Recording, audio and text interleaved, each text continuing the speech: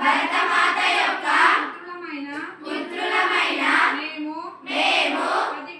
ప్రతిజ్ఞను స్వీకరిస్తాము.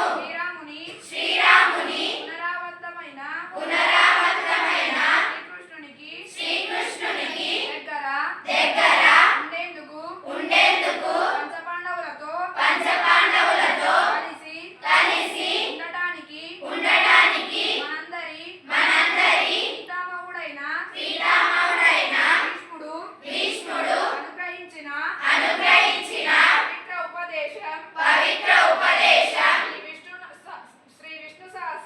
శ్రీ విష్ణు సహస్ర నామాన్ని రోజు జపిస్తాను.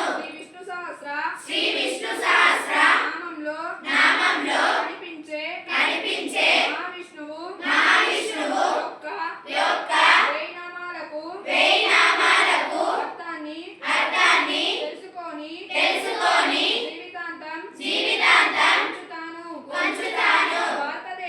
భారతదేశ సంస్కృతితో మన భారతదేశంలో నివసిస్తున్న వారందరి నా సహచరులుగా అంగీకరించి వారికి అవసరమైన సహాయాన్ని అందిస్తాను.